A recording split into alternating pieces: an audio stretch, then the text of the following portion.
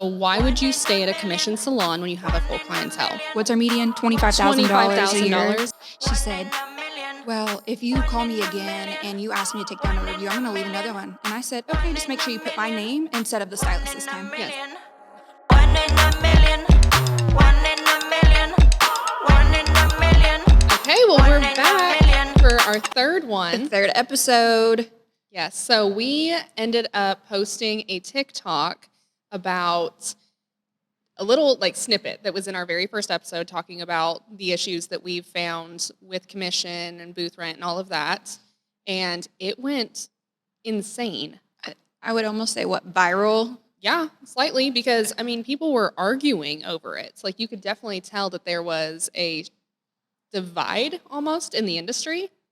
I guess I could read some of the comments. So we knew that we wanted to talk about commission and booth rent, but obviously this is something that we needed to talk about soon. Yeah, episode 3, not episode 13. Exactly. Yeah. So, I guess starting out to say, we do own both. We own a commission salon and a suite rental salon. So we're not one or the other is better.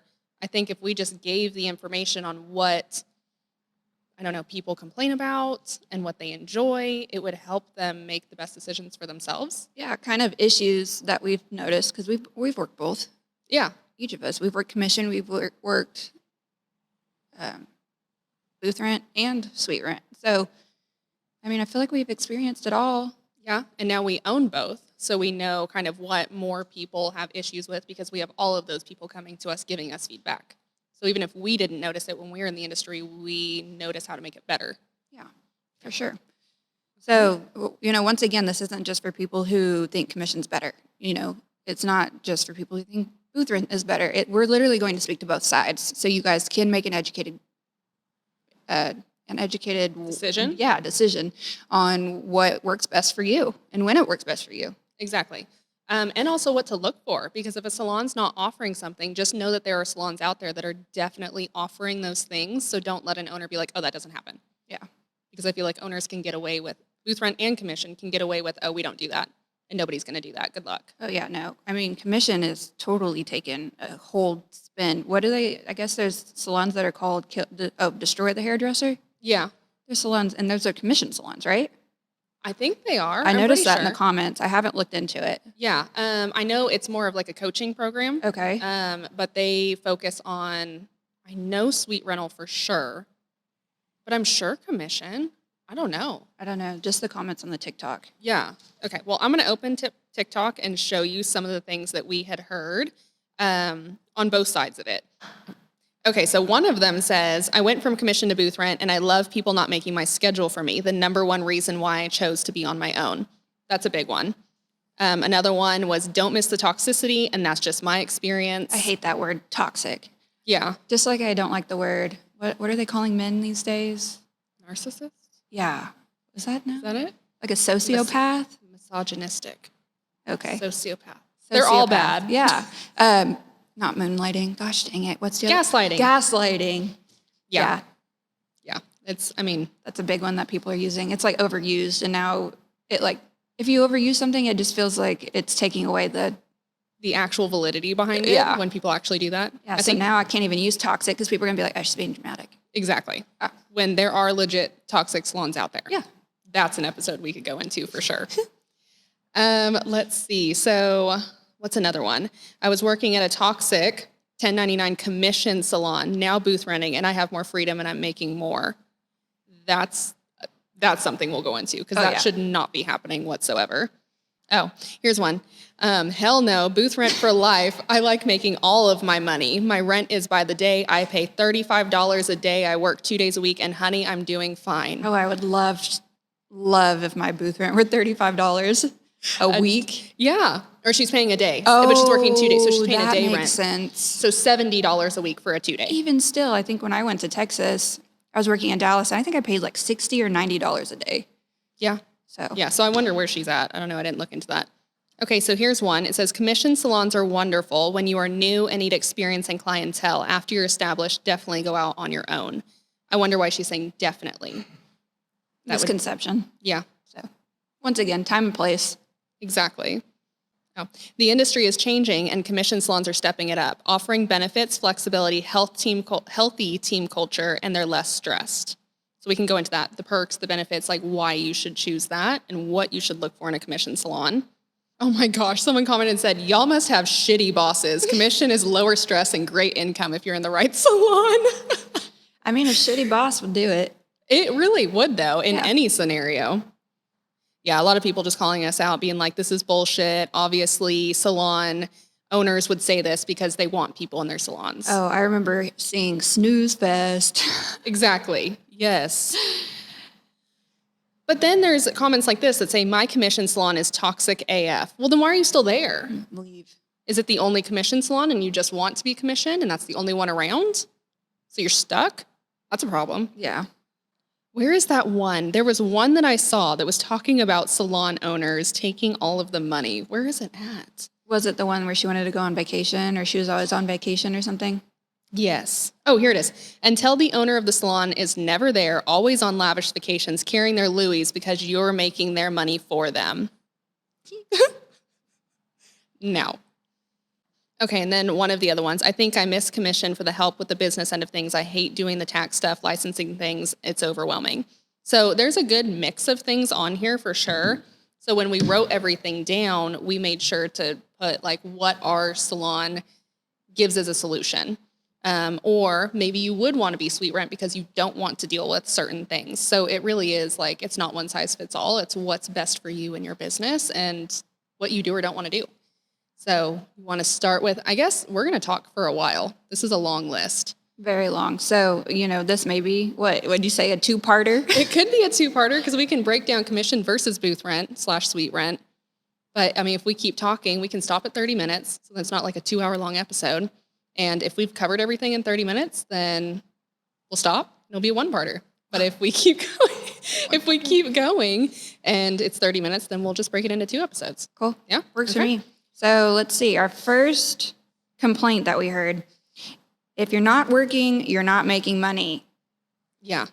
Okay, so that was one that was a complaint on there. If you're not working, you're not making money. Well, that's I mean, with any industry, if you're not working and you're sitting at home or not on the clock, you're not going to make money. Yeah. Do you just expect to go to work and get paid to not work? Right. So, I mean, I guess our solution in that way is like we pay hourly. So I think what she or whoever wrote that meant by that was I go into work and I sit around and do nothing. And if I don't have a haircut, for example, then I only get the commission on that. Well, yeah, if you have one haircut in an entire week and you're getting, let's say, 40% commission on that, so you're going to make $20 in a week.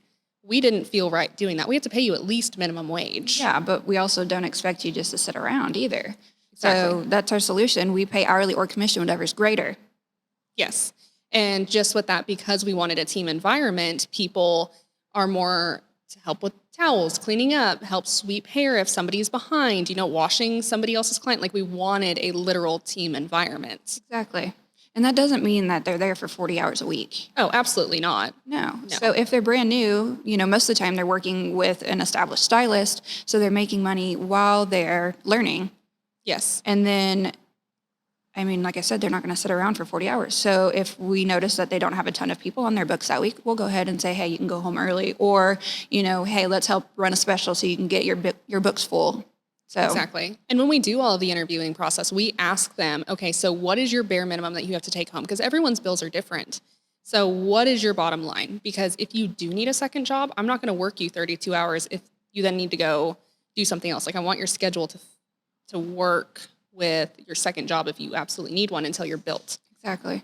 But some people, they're like, oh, I'm perfectly fine. I just want to, work here and that's it. And that's fine too. So our other issue that we have found would be working long hours and weekends. Those kind of tie into that first one that we talked about. But we hear a lot of commission salons saying that they have to work 40 hours, Saturdays, Yeah. evenings. I mean, going into it, when I first started with commission, I worked at a corporate salon. I had to work Fridays, I had to work Saturdays, and I had to work Sundays. I mean, what 21-year-old do you know that wants to work Friday night till 9 p.m. and then wake up again at 9 a.m. and work Saturday until, I worked 8-9 hours on Saturday and then turn around on Sunday and have to go in from 11 to 6. I had to do that. Yeah, just because you're new. Yeah. There's nothing, I don't understand why. I think that's why people get so frustrated and why so many people leave the industry because they're being worked to the bone for nothing. Yeah, and on Saturdays, I mean, I was in Stillwater. Yeah, We had football games. Come on. Like, what am I going to do? What money am I going to make on a Saturday when I have no clients because everybody's at the football game? That's literally walking distance. exactly.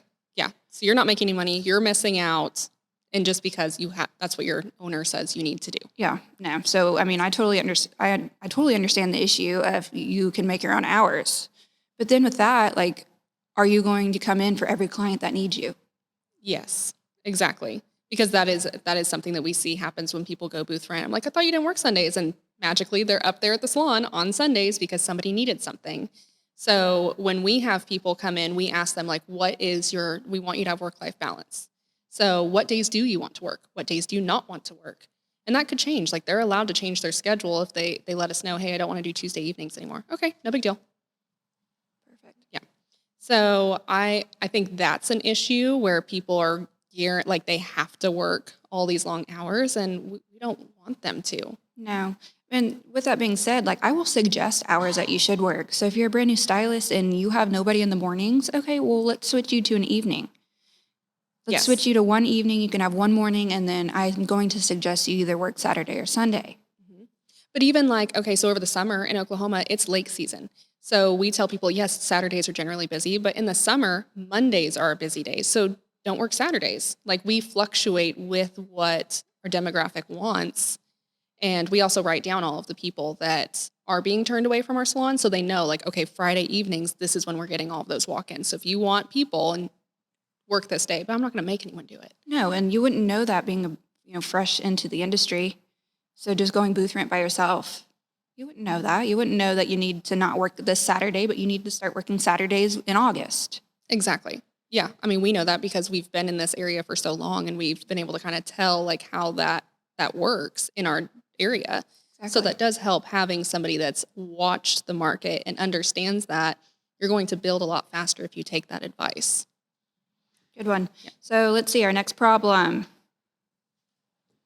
Oh, yes, that word, toxicity. Owner always gone spending stylist money on lavish vacations. So we wrote that one down because it definitely stood out. Yeah, it really did. Let's see. So we've been open for how long? 2.5 years. Yeah, 2.5 years. How much money have we made from the salon? We have not pulled a paycheck. No, not at all. So all of our, now obviously this is not, I would say normal because even our coach was like, you guys need to start paying yourselves. But we did a renovation. Like we wanted to pour all of that money back into our staff because I saw value in it. Like our salon was growing. Why not give them something nicer? Yeah, and we also added 2 stations. Well, I mean, since we opened, we've added 4, 5, 6 stations. Yeah, so, we have. Because we have the 4 in the middle. Exactly. So it's something that's continuously giving back. So yes, if you have a toxic owner that's taking all of the money and is always gone and not present, I can see how that would be frustrating because nothing's getting done. You don't have anyone to voice your concerns to. They're taking all the money. They're probably not working behind the chair. No, there's no leader in the building. Exactly. So that would be frustrating. I get that. So if you have that happening in your salon, probably not the best salon to be in. Yeah, or even realize, I mean, how else is she making her money? That too. You know, she may be married to someone who has plenty of money. Exactly. I don't know. And I mean, just ask the owner, okay, so when I'm getting this 40%, where does the other 60% go? Yeah, you are allowed to know that. I mean, that's something we are totally transparent on what 4% looks like, what 6% looks like, what 10% goes to, what we're pouring back into the salon, what the sales have been that year. Like we are super transparent to our whole team. Yeah, I think it helps with the team building aspect though, because then they know what they're working towards and what they want to be a part of. Whereas if it's just like, I don't know, well, they wouldn't know because they don't own that business. So why would they know? And yes, going into, I would think that the owner is taking 60%. So I mean, that's what it looks like, right? It is, for sure. So if the owner will not tell you those things, that's a little weird too. Yeah. I think that transparency is best because it's what keeps people so they understand what is happening. It also helps them grow too. So if they do, I mean, commission's not an end all. No. I mean, and maybe it is. Maybe they've been in a space where they were on their own or they owned a salon and they wanted to go back commission because it's a different part of their life. But most of the time it's not an end all. It's something where people want to learn. They want to learn from the leader that's in the building once again, I feel like people kind of go to a salon for the leader. Yes, 100%. Or maybe they want to own a commission salon or any salon after this. Like they want to learn from your wins, your mistakes, all of those things too. So I would want someone to come to me, even if they're working for me and their end goal is to own something. I want to help them. So being transparent is very important, I think. Exactly. So, I mean, other than that, I guess the money side of it, toxicity can come in different forms too. I mean, it happens in Boothrent and commission salons as well. But I think what they were mostly talking about was the owner. Yeah. So, I mean, with culture too, I know that's part of this. So we have like a no drama policy. So if your salon doesn't have that, I don't know. Or the leader in the building is even... I could see this happening because commission, it does run based off of like, okay, so if you have a top producer and they're the toxic person, it's almost like having a toxic owner. The owner won't get rid of that person because they're bringing all the money in. they're bringing all the money in. Yeah. So if you get rid of that person, the salon's not as stable. Yeah, we don't care. No, I don't care. Because if the morale's going to go down because of one person, I'm not willing to risk that. Then the clients start noticing all of that. Like, it's just not, nobody wants to come into work. You can cut No. the tension with a knife. It's not worth it. I don't care how much money you're bringing in. Like, you got to go if you can't fix it. Nope. So, Let's see. Our next problem, you ready for it? okay, what's our next problem? 1099 versus taxes. So, yeah, go ahead. Okay, so I know a lot of, I guess I've heard that a lot of people do charge 1099, or not charge, sorry, that are commission, but are 1099. And that is allowed in certain states. In Oklahoma, it's illegal. But I do know that there are salons in Oklahoma that are commissioned that are also 1099. And I just want you to know if that's you, that's illegal. So I won't turn you in, but one of your pissed off stylists might if they find that out. Yeah, and even if you ask your CPA if it's illegal, they're going to be like, yeah, but like, who's going to know? Yeah, no. Okay, that's just wrong. But this is the thing too. If you are commission, you're not paying for any of your stuff. So you're losing the perk of what 1099 would be. I have no write-offs now. I don't have to pay booth rent. I'm not buying my product. So the perk of being so I have to take a percentage and then also pay my taxes out of that percentage. Yes. That would suck. So they should be giving you a lot higher of a percentage than if you're not having to pay all your or if you have to pay all of your taxes. Absolutely. So why do you think an owner would do that? So they don't have to pay taxes. Yeah, because our employee taxes are insane. So they don't have to pay for payroll. So they don't have to pay for unemployment. Mm-hmm. Workers' comp. Workers' comp. Yeah, We have to have all of that. exactly. Or maybe they're not providing product. So then those people are getting the write-offs for product. But Once again, product those is other expensive. things we just listed. Exactly. It's illegal to work as an employee without them. Exactly. So if you're doing that, you're really screwing your employees. That is not smart at all. At that point, they should just be booth rent. Yeah. And having to do all of their own stuff. Because do you think a commission salon that is 1099, they're not even employees, they're contractors are telling them when to show up? Do they have a schedule? They shouldn't. They can't. They legally can't. Are they telling them what to wear? They shouldn't. They can't. You can't make their schedule. You can't tell them what to wear. You can't tell them what product to use. You can't make them sell product. So if that's happening, not only is it illegal if you're in Oklahoma, but you legally cannot tell them what to do. And I mean, as an owner, who would want to have to go through all of that? You're sitting there doing payroll for someone who you can't help anyway. I don't know, because they're not employees. It makes no sense. So why would you want to put yourself through that as an owner? Because then you're just giving yourself more headache. Because most of the time when we see that, it's booth rent salons, and they have, a friend or someone they adore in the industry that wants to work, but they want to work commission. Mm-hmm. So then they'll be like, oh, well, a normal commission would be like 45%. Yeah. But then you're only getting 45% and the owner's not having to pay any of your taxes. So you're practically taking home like 30% at that point. Exactly. So I could see why at that point, they feel like the owner is taking advantage. Yes. Because when we have to pay the taxes, that takes a large sum of it. Like it does take quite a bit. I know when we run our payroll, I'm like thousands of dollars is just going to employee taxes every payroll. That's expensive. But that's the perk of being true commission. An employee is your employer is paying for part of your taxes. Yeah, I remember we had someone tell us, no, you don't. Yeah.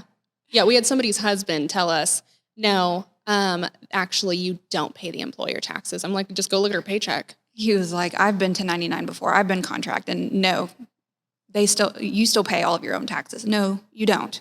And also, you were 1099, not an employee. So if you're an employee and the owner's not paying for part of your taxes, that's also illegal. Yeah. Like, you pay for, like, a lump sum comes out for, like, Social Security and all of that stuff that comes out of your check.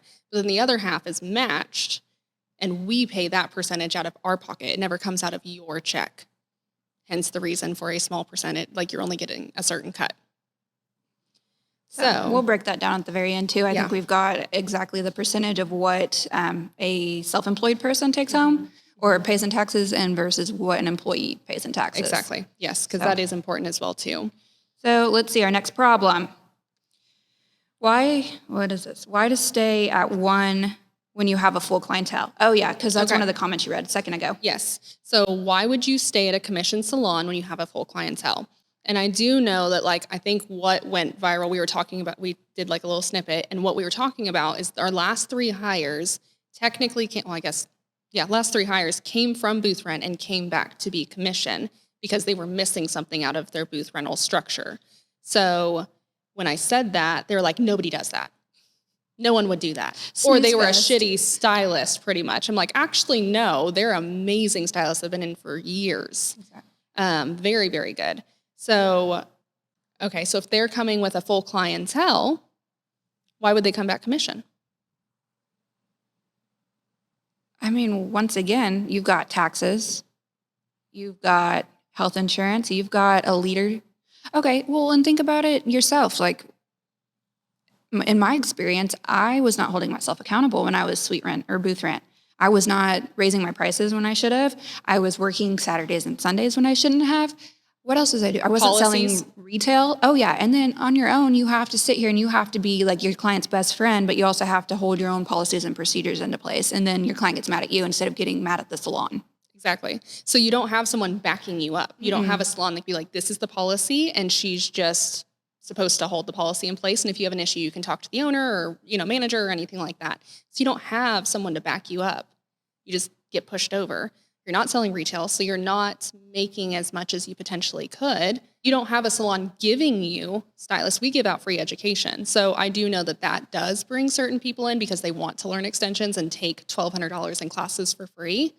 So, I mean, they get that value as well, and then get the high-end clientele that comes with it that are paying for extensions. Yeah. So that is a perk. So this does kind of go hand in hand with that. Why would someone come back to this if they have a full clientele? Our last issue that we see would be, The money versus time freedom. 100%. So you may be getting a cut of what you were doing, but when you go home, you don't have that work follow you, or at least it shouldn't. You shouldn't be giving out your phone number to clients or anything like that. You should let the salon handle all of that. So when you're done, you're done. You come to your craft and that's it. Everything else is handled by the salon, or should be. Yeah, that was one of the comments that we read earlier was, I was tired of doing all the taxes and all the extra bullshit that came with it. So yeah, once again, it's that money versus time freedom. So if you have the time freedom, then you're paying money for someone else to do it when you're booth rent. But when you're commission, that's a percentage that's taken out. That's a percentage that the salon pays for you for those things. For our CPA to do it, for our manager to help with those things, to budget, to do all of that, to keep people accountable and track. To order all your product. Yes. To answer the phones. To run social media. Of course you need to run your own social media, but I mean, you've got a whole other platform. Exactly. That has, especially if you're coming into a salon, that Google, Instagram, all of that has already been built. So there's already pull in the industry, and that's just paired with what you're doing as well too. And so you're getting double the influx of clients. Yeah, we look out for education. So we bring education, shear sharpening. What else do we do? I mean, there's just so many different things that the time freedom too. You have somebody else doing it. So Paid time off. We didn't even talk yeah. about that. Oh yeah. So I guess the perks along with it, what a salon should be giving you if you are commission, we have paid time off. We have maternity leave, which kind of aligns with paid time off. 401k is something that we're working on for them. AFLAC, so we match that once they hit a certain level. And they get group rates at that. Free classes, workers' comp. insurance, all of those things play a part. That's something you should be looking for. Yeah, I mean, my boyfriend, I guess you can call him. I'm just kidding. I guess you can call him baby daddy. My boyfriend, he just got a new job. And so he went from being an employee to being a contract worker. So the insurance dropped for him and my child. Yeah. So he was looking at it, and for something that comes out of his paycheck, maybe like $200, I want to say maybe $175, it was like a really good health insurance. But for him to have the same coverage for him and my son, $1,200 a month. And you know why? $1,200. It's because it's a singular person versus an entire company going in and getting this group rate. So when we have a salon of 20 people, and only a few of them want it, you're still getting a better rate than if you and your husband just went out and got it. I just couldn't believe that. No, that's insane, but it makes sense. Like, I mean, it doesn't make sense, but it checks out. Yeah. So that's the reality. Like when you are a booth renter on your own, and if you want health insurance, I mean, most people in our industry do not have health insurance. They don't have dental, they don't have vision, life insurance. So why not pair with a salon that's going to give you a better rate for that, or even potentially match it or pay for it? I mean, no questions asked there. yeah, that's a perk. That's a benefit. No booth rental salon is really going to do that. I do know of a couple booth rental salons where they all kind of get together and they'll go in on a rate like that. But again, that's rare. Yeah. And you'd have to make sure that those people are going to be around for a long time. Well, and most of the time, you know, women are married in this industry. Sorry, it is kind of a women's industry. You know, with a couple of men sprinkled in there, which, I mean, go men because, I mean, for some reason. That would be rough. For some reason, people, like, clients really love men in this industry. Oh, they love it. It's like a rare breed of zebras or something. Right? They're like, I want him. I don't care if he fries my hair. I love him. And it's so funny. I think it just has to do with, you know, women are being used to be told things by men. Like, we're just used to being like, yes, sir. Yeah, exactly. Yes, sir. So it's an odd industry to like go into, but I think guys do great in this industry, honestly. Yeah. But yeah, when we say people are married, generally we're talking about a spouse, but we keep saying women. But you know what I mean? Like their spouse generally has the insurance. Whoever has the normal job. Yeah. The big person job. Yeah, the big girl job, big boy job, whatever. Yeah. That's as funny. If, most stylists probably could make a lot more than the typical 9 to 5. For sure, if it's done well. Claim your freaking income. That is another thing. I mean, this industry it's loaded with a bunch of bullshit. People just trying to claim that they only make what's our median? $25,000 a year. Come on, guys. I mean, people are like, oh, what did I hear?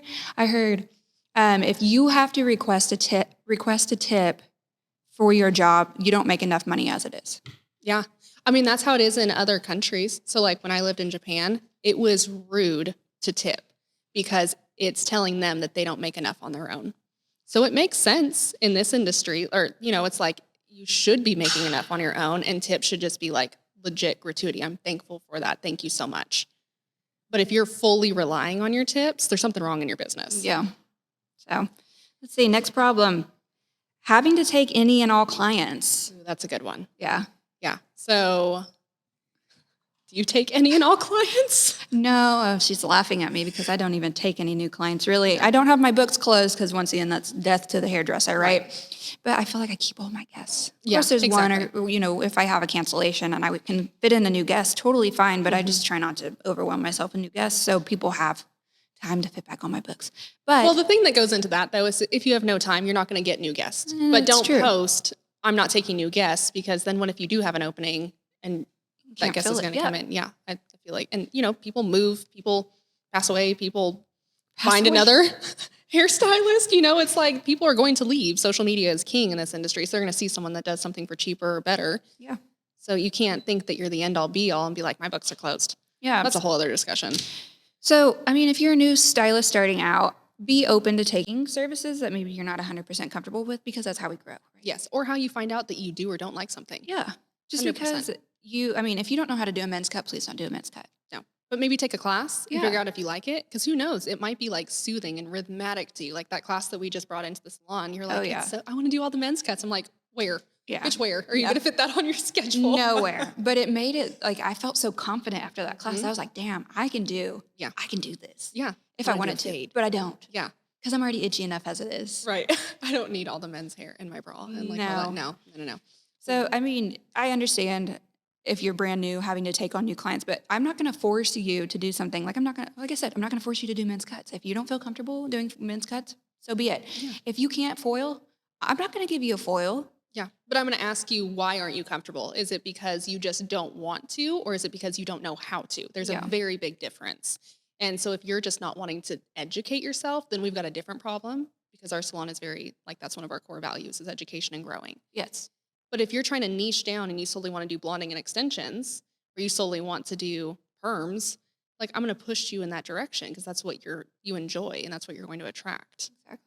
So, I mean, we've got plenty of other stylists that can do all those things. Yeah. And if there's a rude guest that comes in, I'm not going to beg that you do her hair. I'm No. going to be like, okay, we'll service what we need to service. And if it's not a good fit, most of the time I'm not going to come back anyway, but I can step in and I can help with that too. Mhm. So I can say, hey, it just seems like you guys didn't have the great communication or the best communication. Let me go ahead and get you hooked up with a different stylist if a different stylist is willing to take this guest. Exactly. Well, that's another thing, because if you do get someone in there, it's few and far between that we get any crazy or like off the wall guests in there. We get some though. We do get some. And it's funny though, because all of our guests are so amazing that when one of them comes in, even the guests are like, Who the hell is what is that? happening Yeah. over there? And so, like, we will back our stylists up where it's like, okay, could you have done something better? Did you miscommunicate? Did something happen here? And then if it's none of that, something that they could grow from, then it's like, okay, this person's just got to go. Like, no money in the world is worth your mental stress at all. Yeah, I've got a really funny story based on backing up a client. So we had this client come in, and I just felt like she was hitting it off with the stylist, and I was helping this conversation go. And she had curly hair and she wanted extensions. Totally fine. We don't have curly extensions. Not her type of curl. No, we just don't. I mean, it's not like she had super coily hair. She had gorgeous curls. And I was like, she's going to hate us, and she's going to hate the money she's going to have to spend to get curly extensions. Yeah. For a wedding, just for a wedding. Yes. And on her consultation, it said she only wanted to spend what? $420. $420. Everything on there was $420. Yes. It was weird. So she left us a bad review. And so I called her and I was like, hey, I thought everything went well. Like, what happened? And she said, well, she just didn't give me any other options. I was like, I'm pretty sure I remember her, suggesting clip-ins for your wedding day. Well, I was more than willing to spend $5,000, and just because I came in a Marvel t-shirt and leggings, and I said, your stylist would have geeked out over Marvel with that you. Stuff. Yeah. So I don't think that was it. And I just asked her, I was like, hey, if, I feel like we tried everything we could. Is there anything else we can do? She's like, no. I said, okay, well, if you don't mind taking down that review, then, I don't think that was accurate.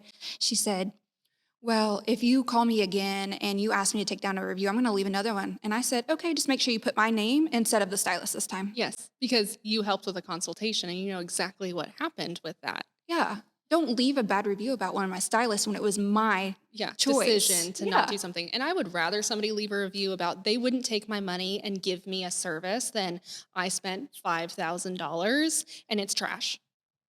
Because we know that we can't provide what you needed with what you told us your budget was and all of that. It's not in our, it wasn't the stylist's forte. We could find something else, but you wanted her and immediate. So find a salon that'll back you up, because and a store there. She did end up taking down the review though. Yeah. So, nah. But I was kind of sad because I really liked my response. I responded on Google and it was a good one. And that's the other thing too. I will go in if there's something that we missed and could have done better, I want to learn how to better serve a guest. But if I've done everything and you're just combating. Yeah, she was mean to me on the phone. Oh, it was bad. So I don't yelling at you. Yeah, I don't understand. I was trying to just say, hey, there must have been a miscommunication somewhere. Did the salon feel uncomfortable? She's like, no. It was literally just the stylist who made me uncomfortable because she didn't give me a solution to my problem. I said, but it's so funny because when I walked past, she was sitting on the couch. I could even pull up the cameras and be like, she sat on the couch for 30 minutes with you, finding clip-in extensions that she doesn't even make money on to help you. She just wasn't having it. I'm like, I wish I could post videos to Google. Yeah. This is you sitting on a couch. This is your $420. Yeah. That you can get, because you can't get curly hair extensions, all that you needed. You had such gorgeous hair. Yes, gorgeous. And she wanted it long and all. And I'm like, you can't. For a wedding. Yeah. Now I can buy cheap hair, but it's going to like the moment you wash it, it's going to mat up. Yeah, and they're I'm gonna sure hate she was going to go on vacation the Oh, day sure. after. So Yeah. who's going to take it out for you? it. Exactly. So. Yeah. So that's our fun story of protecting our stylist over some interesting guests. But like we said, they're few and far between. But I feel like I can like sniff them out at this point. Like when they walk up the sidewalk, I'm like, oh God. It's like their aura or something. I'm like, I don't know about this one. We'll see. Crazy. This one's a crazy. She's crazy. And if you're a stylist and you've been a stylist for a while, you know what I'm talking about. Like it's almost like when they sit down and they're just like, no one can do my hair. No one can do it right. I've been to 5 salons, and this salon did that, and that salon did this, Yes. and my hair was ripped out, and my color, oh my God, my color was so awful. I'm like, it's really pretty. I don't know what you're talking about. Oh, Like, I hate it. My hair used to be down to my butt, and now it's above my ears because she fried it all off. We hear all sorts of things, like all sorts of things. But what's crazy too is we have so many connects in this, like in this area with other owners, where even if one of our clients goes somewhere else, I will get messages from other owners that are like, so what's the story on this one? Like, because like they're like, did something happen? Because her hair looks fine, but she's saying all the off the wall things. So I'll like send, and we've had this go back and forth with other salons too. Oh, yeah. And it's, so if you're a client listening to this and you salon hop, just know We those know multiple you. salons know you before you even walk in the door. We know who you are. Yes, yes. So again, if you don't have a salon that's backing you up, find a salon that's backing you up, whether you're commission or booth rent, honestly, but you're just going to get it more with commission. Well, looking at the time, we've been going for a minute. I had a feeling that was going to happen. Yeah. I mean, we could talk all day commission versus booth rent. So what? So we're going to go into a two-parter instead Yeah. of one-parter? Two-parter. Okay. So our next episode will be the booth rent / suite rental side of things and the problems we hear that we've gone through, that kind of stuff, and kind of the solutions. And then we'll do a full pricing breakdown. Like I guess we have a pie chart. We have a pie chart. We have a pie chart. We have a pie chart and a spreadsheet. And a spreadsheet to read off of, so you can literally figure out if you are booth rent or if you are commission, where those numbers go and what you should be spending. Yeah. So we'll give you a little insight to, what we spend and how we Yeah. spend it. And And we also spent probably thousands of dollars on, figuring this out, yes. utilizing it. Yeah, because we different hired a coach coaching. for all of Yes. this. So we're going to give you the tea on the next one, so you will not want to miss that one because this kind of brings everything together. Perfect. So All we'll right. see you guys next Okay, see you time. next time.